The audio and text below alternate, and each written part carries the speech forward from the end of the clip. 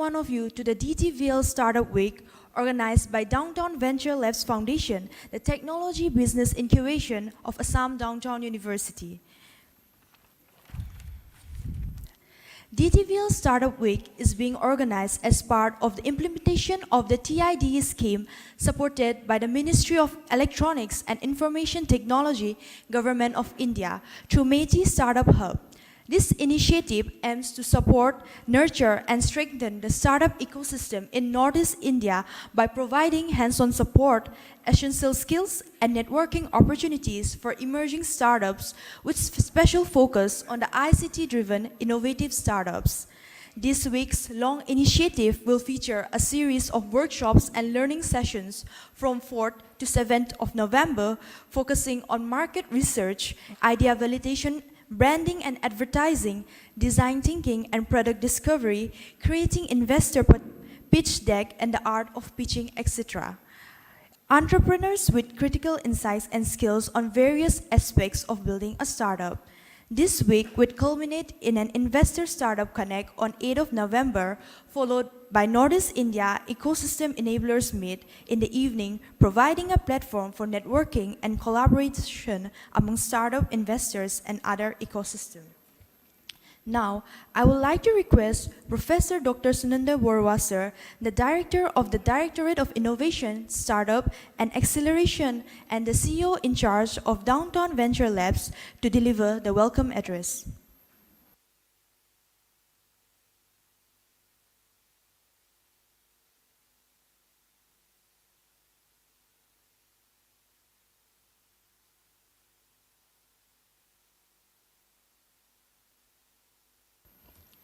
Sorry for that. Now, I would like to request all the dignitaries to please come up on the dais for the lighting of the ceremonial lamp.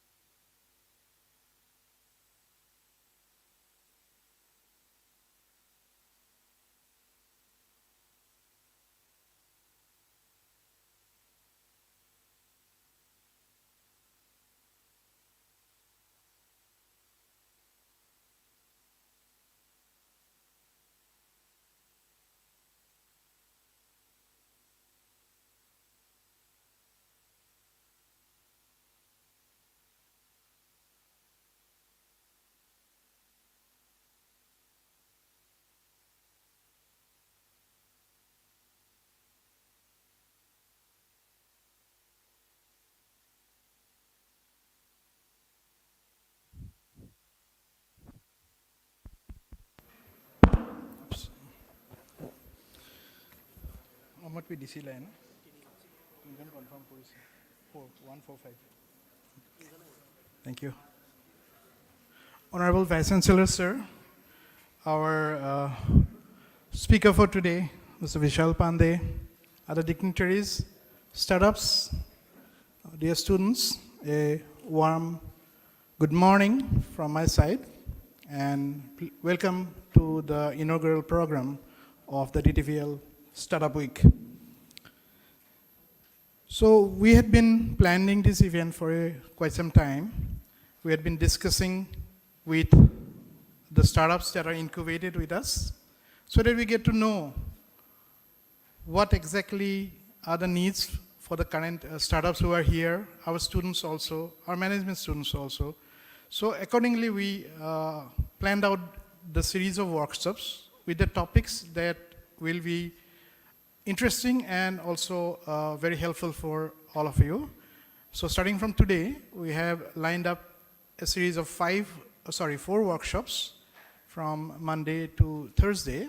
And then, of course, on the final day, we are going to have some investors coming in, and we will try to arrange for a one-to-one interaction with the investors and the upcoming startups, as well as a few of you student enthusiasts also. So quickly, I'll give you a brief of the upcoming week, very briefly. So today, we are starting the sessions immediately after this. So we have with us today, as our resource person, Mr. Vishal Pandey, who is the director of Glasgow Research and Consulting, which is based in Dubai. And he comes with a vast, plethora of experiences, and he's equally excited to deliver the session today. And I'm sure all of you will benefit from that. And tomorrow, Mr. Sanjay Sen was the director of Smarajit Academy Private Limited, which is based in Kolkata.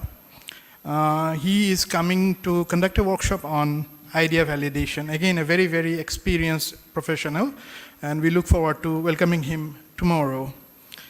And on the 6th, we have our very own entrepreneur from Guwahati, Mr. Rituraj Fukan, who is the founder of Pencil Design Studio, and he will be conducting a workshop on branding and advertising for startups.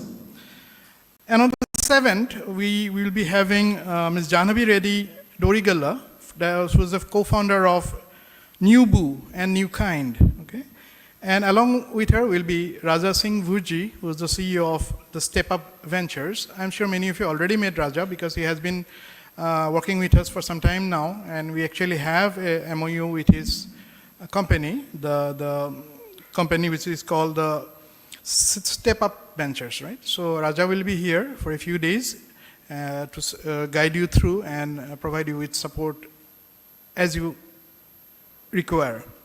So Raja and Jahnavi jointly will conduct 2 sessions on product discovery, creating an investor pitch deck, how to create an investor pitch deck, and the art of pitching, okay? Because a lot depends on how you pitch before the investors also. So you really need to know what the investors want to know. They don't want to know a lot, okay? So what they want to know, that will be covered in the session on Thursday.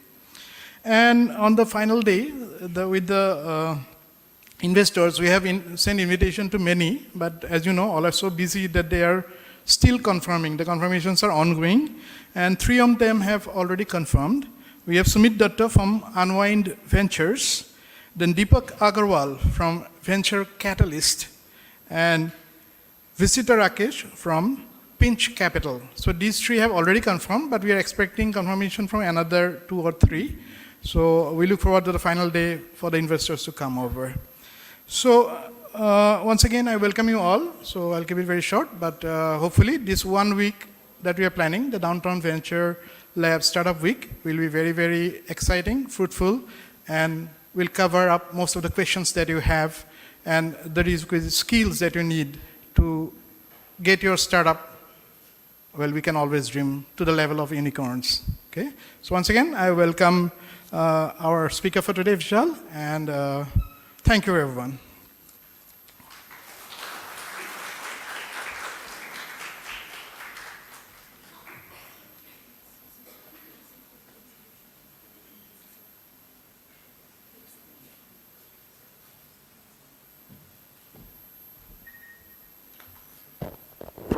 Thank you, sir, for your insights. We are very privileged to have among us Vishal Pandey sir, the Director of Glasgow Research and Consulting, as the resource person to deliver the power-packed workshop on market research for startups. Vishal sir has over 20 years of experience in management and consulting, so please welcome sir on the stage to address the audience. Now, before sir delivers the address, I would also like to kindly request our VC sir to felicitate Vishal Pandey sir.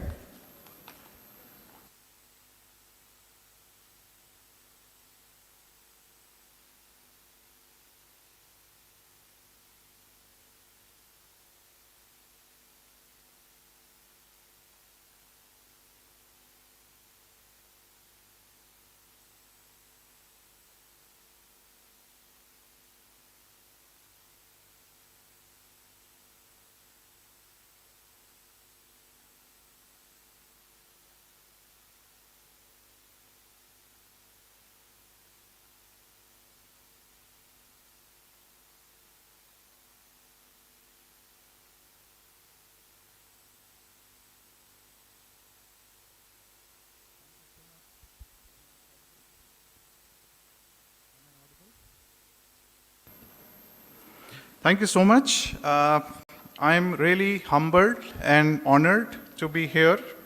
And if I may thank the Assam Downtown University to start with, Professor Talukdar, Professor Sunandan, who's been a lovely host. Thanks for the yesterday's dinner.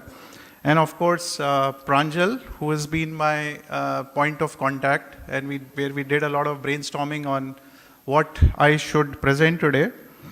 While we were coming from the lift, I was telling Vice Chancellor sir that my first reaction is that whoever has shown up in this room, I think it's big comments to all of you. So a big round of applause to all of you.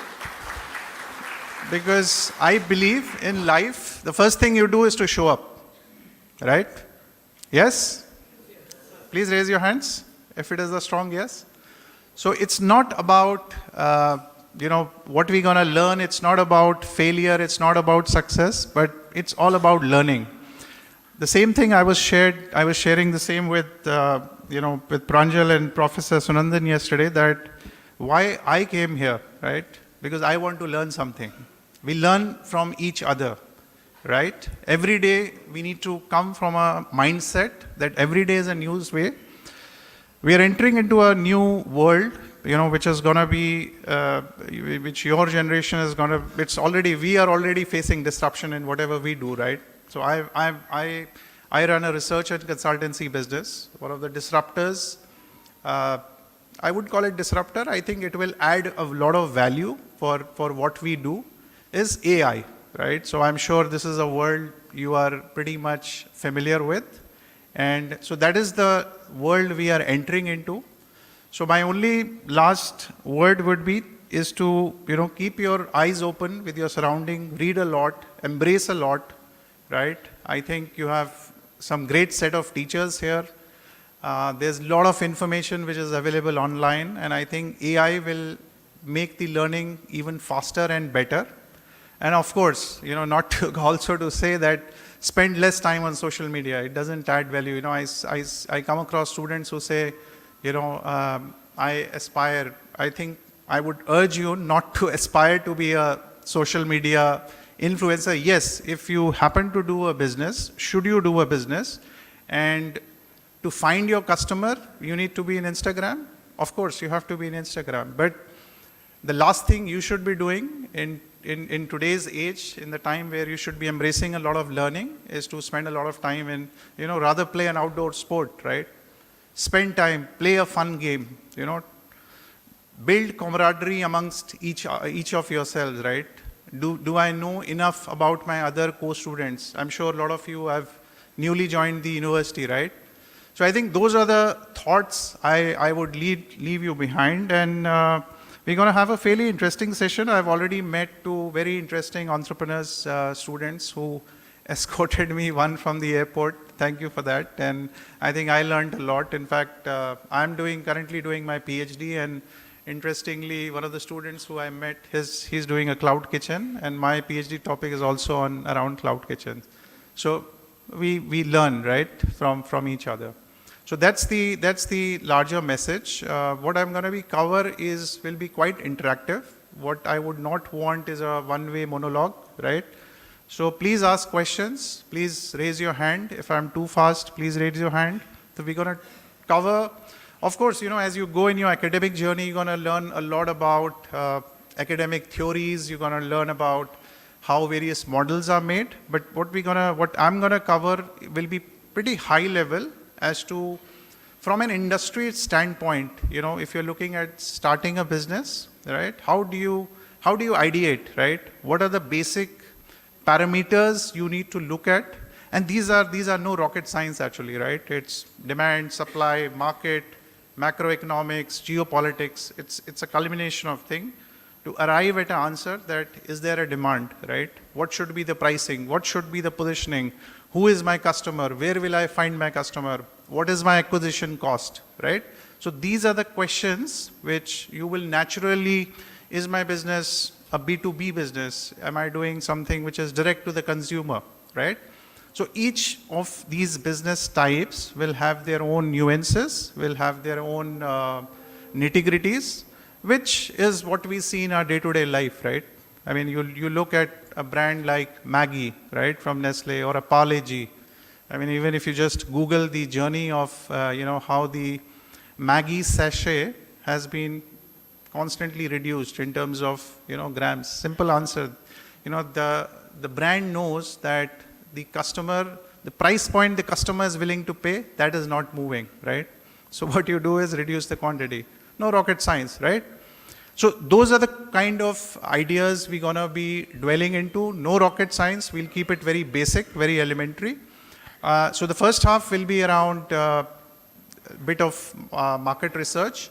And in the second half, we're going to cover the business model canvas. Some of you may have heard about that term. Some may not. It's absolutely fine.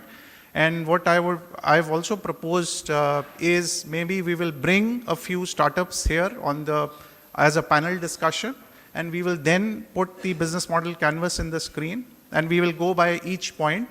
So it becomes a little more interactive. You see somebody who has already applied that into their businesses. So I think from a learning point of view, it will be a good learning experience. So I wish you good luck. I think it's a nice, bright morning. Nice to see all your faces. And good luck with all your academic journeys and future. And it's really an honor to be here. Thank you so much.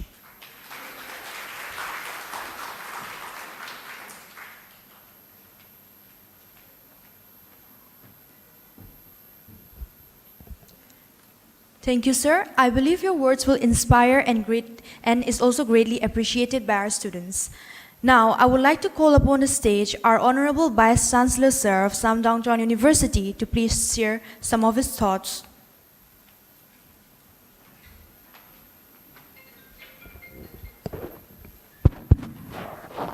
Good morning to you all.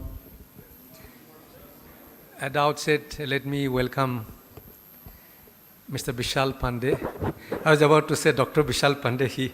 He has already finalized his topic, so he'll get a PhD maybe within 2-3 years. What is the duration of your PhD in your university? In this university? It can stretch and okay. Yeah, but you are going to do it. And thank you very much for accepting our invitation and for being here and sharing your thoughts. I think you have a detailed presentation after some time. And all my DISA colleagues, thank you for organizing this. And the students, very happy to see you here. You have all come with a lot of enthusiasm to learn, and I can assure you that you will learn a lot. I think this, we talk about startup, innovation, ideas, ideation, maybe this has, in this country, it has accelerated from 2014 onward.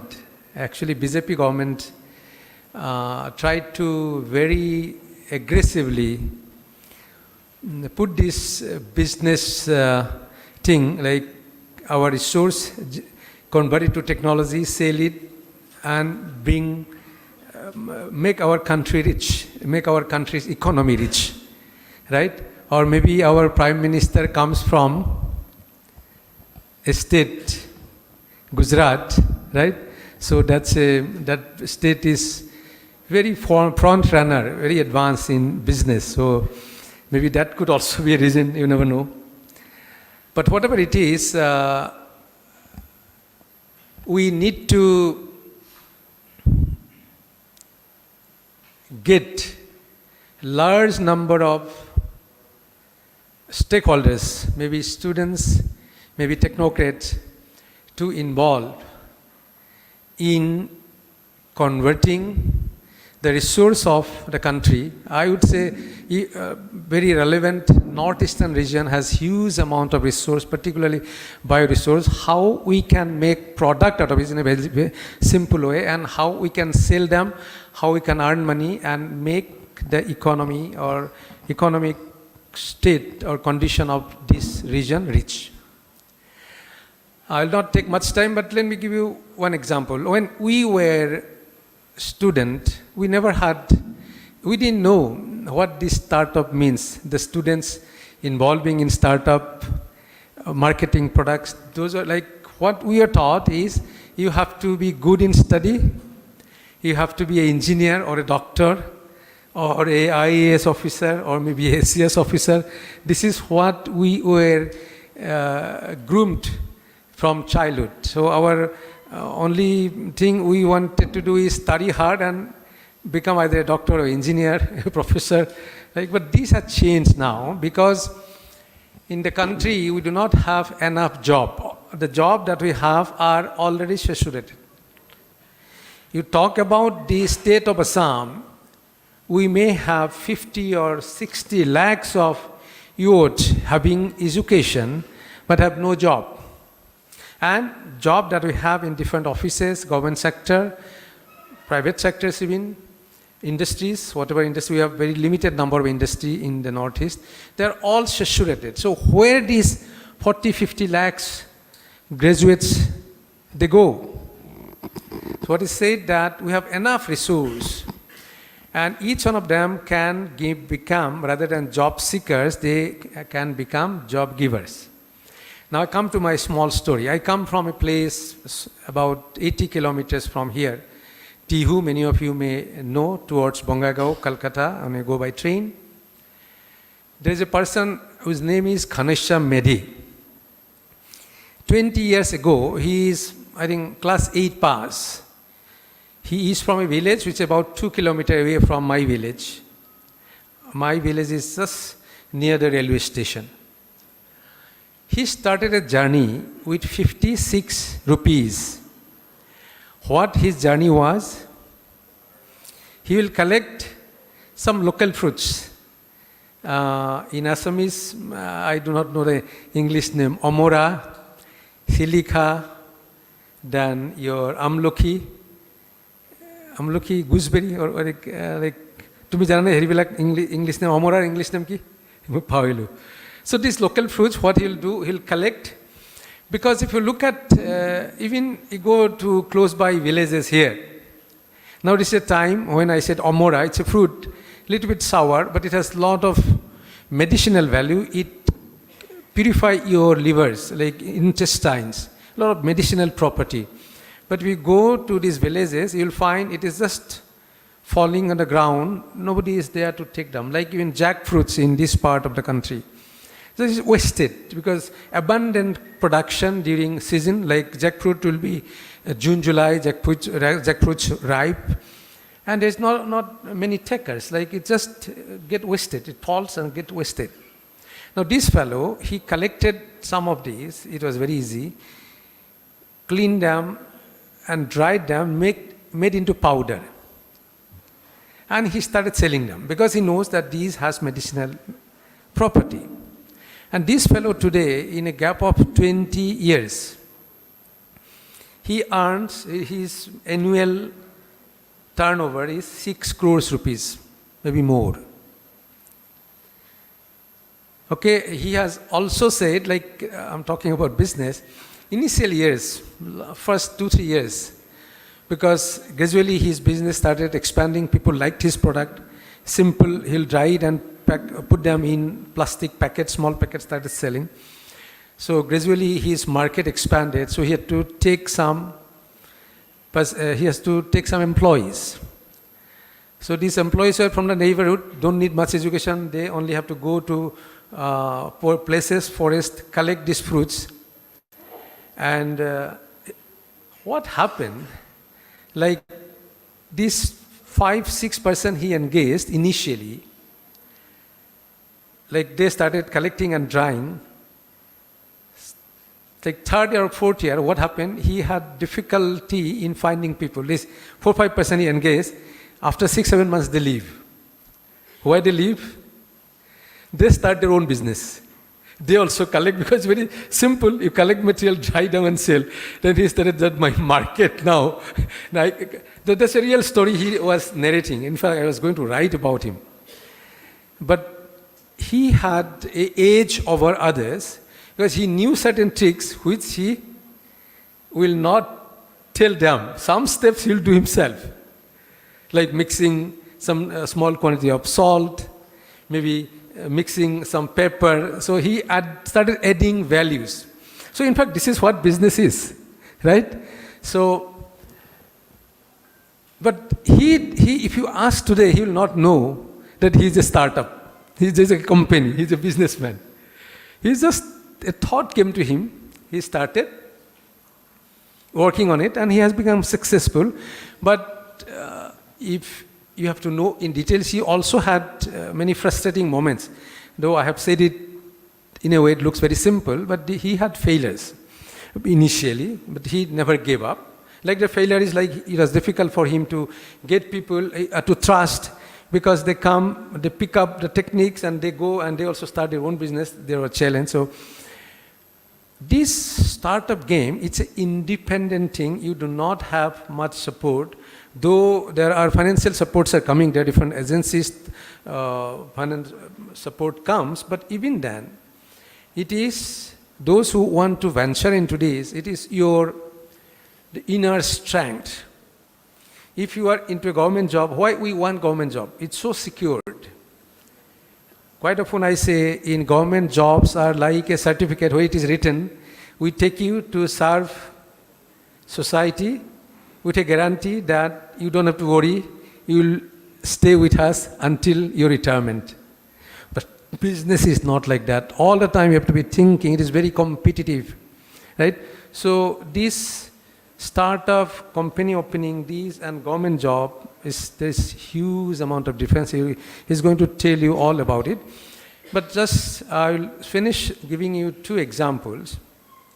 Now, why this government is so much into like promoting startup, attracting young people?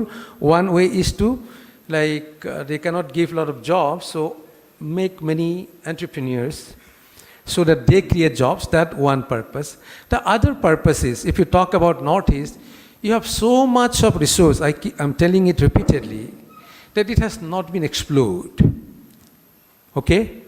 Now, to explore resource, first requirement is research, like what Mr. Pandey said, research, then research and innovation, then product. So, Northeast India resource research, we, the people of Northeast India, has to do it because we understand them more rather than bringing from other places. And for that, you need institutions. When I said I want to do 2 examples, 2 more examples. One is about this year Nobel Prize. I'm coming to this research, where research is done. Like we are an institution, we do research here, and like us, there are so many universities, there are so many R&D organizations in the country who do this, where scientists do research, develop technology, they innovate things. This year, Nobel Prize is gone to 3 economists, Nobel Prize in economics.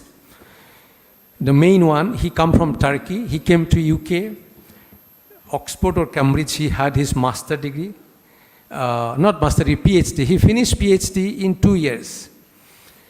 And there is a lot of problem because like they have a norms where according to which you have to spend certain amount of time. But he was very brilliant. He finished his PhD in 2 years and then he moved to USA. And he said in his inaugural speech, when you accept Nobel Prize, you give a speech. He said that I got opportunity from institution to bring out my potential. Right? First in UK and then USA. And he said, that's the contribution of institution to individual, to build individual or build society or build economy of a country. One questions that bothered them, all the three economists all the time, why some countries are more developed than the other country. They studied this, they did research from 1500 onwards. And they see a very clear picture when you look around the world from 1500 years. Those countries which have strong institutions, they have rich research-based technology and they have become rich, they have advanced a lot in the modern time. He gave many examples. Like your England, Australia was colony of England, and Ghana, a South African country, we may have some Ghana students, was also a colony of the UK. Now Australia has developed so much, but Ghana didn't, or many of the colonies of the like Western world in the South Africa, they didn't develop. Why? Because in Australia, or in Ghana, British people, they went, but their problem of malaria, diseases, they don't like survive long, British people. So didn't establish any notable institution.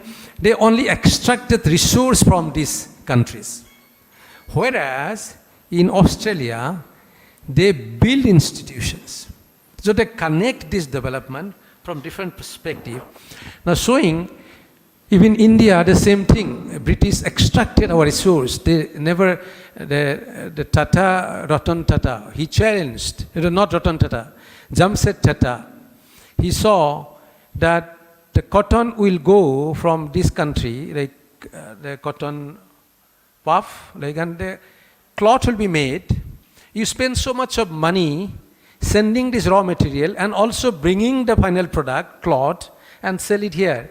So, and British will not establish factory here because other people may pick it up, like they may, like intelligent people of India will also pick up the technology techniques and they may start their own business. Like Mr. Mehdi, I said that people come, learn and don't go. So this Jamset Tata, he challenged. And you know Tata, the contribution recently, predecessor Ratan Tata passed away. It's a great man the country has produced, this country. They have contributed so much to the growth of this country. Now what I'm trying to establish is, like what Nobel Prize winner in economics tried to establish, that development of a society, of a country is connected to institution and research their development of technology.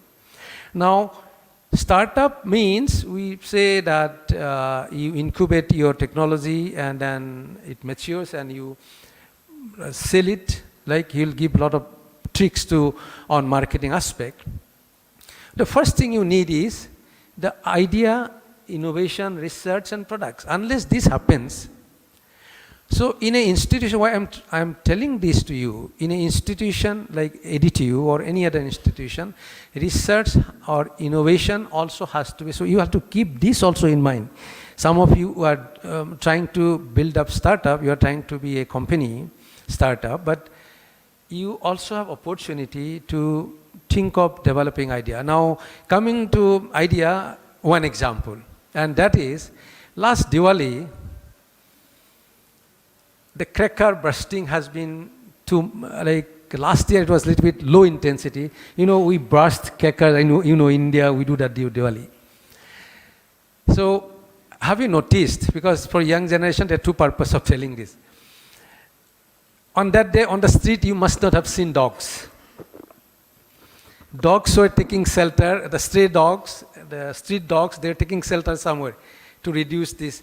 So the animal takes the sound 6 time higher their decibel, like by which they absorb sound. It's 6 times more than us. When we hear something that annoys us, it annoyed them 6 times more. My own pet dog, he was so restless. He was shouting whole night. Okay? And today I see my dog is vomiting. So we are very afraid what has happened. So I took photographs, sent to a doctor who give us consultancy. Oh, he said, don't worry. So last 2 days I have got hundreds of dog, or maybe phone call, or this WhatsApp photos showing their vomiting. So it is the effect of this Diwali cracker burst sound. Now what I'm trying to tell you, can any one of you do something, at least stray dog you cannot put a device. Can we develop a device, you put it by the, you hang it by the ear of your dog domestic pet, and then that absorbs the sound, it doesn't go to the dog. Can you think of maybe absurd idea? Like how idea and startup develops, this is where it can start from anywhere. There is no defined rule. There is no fixed topic. How many of you think that this is an interesting topic, even you can do research, so somebody has to do research for it. If you develop a product, see how much, if you develop a product which is not very expensive, the only time you buy cracker, you also buy that device for your pet dog. How many pet dogs we have? There are big business building on dog or pet feeds. Do you agree with me or not? Okay? Now the other thing I wanted to tell you, the last one, the government has no other options than providing a lot of support, subsidy to startup. During Puja vacation, I was in Europe. I was in a place called Switzerland called Lucerne. In that place, I went to the market. Farmers, they bring product, sell for 4-5 hours. Price of 1 kilo of potato is 3,000 rupees there. If you convert it to, it's 30 euro means 3,000 rupees. A tomato kilo, 1,500 rupees. And they have hundreds of herbs. We say northeastern region is very rich in herbs, but I was totally confused when I saw the diversity of herbs they have. One small packet may cost 1,000 rupees, 600 rupees, 700 rupees. I have a lot of photos. I thought maybe I make a presentation. Now, then I asked, why this potato is so expensive? In this place, at the time of harvest, potato price per kilo potato is 20 rupees. In Assam, last December, January, potato price was 20 rupees. Now it may be 60 or 70 rupees. Then if it is so expensive, then I interacted with these people, and they said that the farmers are very heavily subsidized. You understand what do I mean by subsidy? If the fertilizer, 1 kilo fertilizer costs 500 rupees, the farmers will pay only 100. 400 government give them subsidy. Now if you look around the world, every country, if there are some commerce students, whether you have been taught by your teachers, I don't know, every country, even including India, provide huge amount of subsidy to farmers. If you don't, we'll all starve. So subsidy is a necessary requirement, or maybe somebody say necessary evil, to keep humanity going, human race survival of human race depends on production of food, and production of food, this process, if it is not subsidized, will cease to exist. Because farming is never profitable from that perspective. Because I know about it, because my brother has a big farm, he stays in Toronto. Occasionally I go, I look after, there are some workers. We grow so many crops, we grow fisheries. There are 60 bighas of wetland where fish is produced. We never use any medicine, no artificial thing, but it never makes any profit, even not break even point. So farming is, with my own hand, I have seen farming is never ever it is a profitable venture. So much of labor. So the government is bound to subsidize the farming process. Otherwise, farmers will not be able to produce. Food will not come to cities, to us. We will not be able to survive. Same is happening now. We need more product, more business, and the resource that we have around. This resource, government support research for converting resource into product, and also government now have started supporting means if you want to open a startup, BIRAC, DBT, that project, is individual startup may get 50 lakhs rupees. No interest, nothing. So it's not subsidy, but it's a support that you cannot afford yourself. So government is spending huge amount of money to bring or to promote startup entrepreneurs business so that they produce product and the society get benefit out of it, right? So this, you must have, I hope you have seen, and each one of you need not be startup. What I want to caution you, I use the term, that is, what was that when your first boot came, what do you say? PCO mentality, public call office mentality. 1990s, you had lot of PCOs. So you go make a STD call, right? So after some time, after 5-6 years, every household will have a PCO office, and then everybody got bankrupt. Now startup also, a lot of people come, everyone want to do startup. You need not, you start innovation, you start up doing research, you start up doing research to convert resource to product. Somebody will do startup and sell this product, earn money. So be aware about which area you really want to venture into. It's not that everybody does this, so I also do startup. So don't get carried away by, right? Carried away by what is in what everybody else say. So you have to be very unique. As a student, this is what I thought. I tell you or give you a final caution, that be unique to identify a problem, what you want to be, and you want to be very unique. That is what is very, very important. With these words, those, I think most of you, we have 8,000 students. So here you may have 150 students. So there's no problem if 150 students become a successful startup. So for you, a lot of input next 5 days. Listen to the speaker very carefully, build up your own dream, get be very critical in analyzing what they say. Ask question if you have doubt, and I'm sure that you will get so much that your dream of becoming a startup, you'll have a lot of inspiration, input, right, and material to take home for your successful future as a startup or entrepreneur. With these words, all the best. Thank you.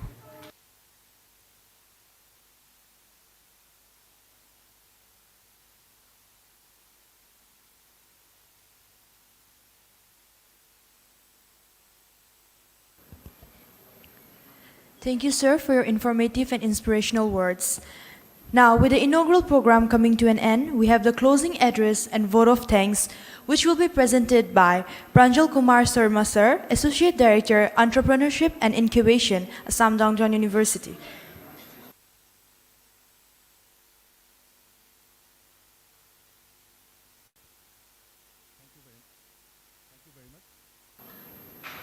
Thank you very much.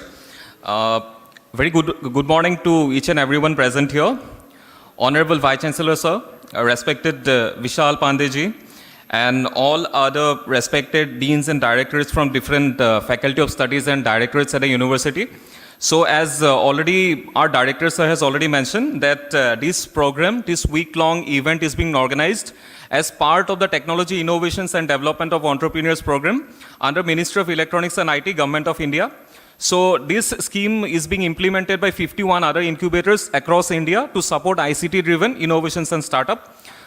So we are organizing this event to basically train and mentor startups and aspiring student entrepreneurs in the ICT and other entrepreneurship domain. So we'll have a series of workshops and learning sessions spanning across this entire week, starting from today till 7th. And we'll conclude this DTVL Startup Week with an Investor Startup Connect on 8th of November. And also a Northeast Startup Ecosystem Connect, which will involve all the startup and incubators and accelerators working here in the Northeastern region. So we thank every one of you for attending the inaugural ceremony. And sincerely, I convey my sincerest thanks to Vishal Pandey ji to have accepted our invitation and coming to deliver the workshops on two very vital subjects. What is, this one is market research and the other is business model canvas. So I convey my sincerest vote of thanks to our directors. I convey my thanks to respected directors and deans from different faculty of studies. And my last vote of thanks would be to Honorable Vice Chancellor Sir, Administrative Offices, Directorate of Events and Student Welfare and other departments for helping us to organize this event. Thank you so much. And now I would request you to kindly have a 5 to 10 minutes break and have the teas that is presented outside and immediately come back to the room so that we can start the workshop right away. Thank you.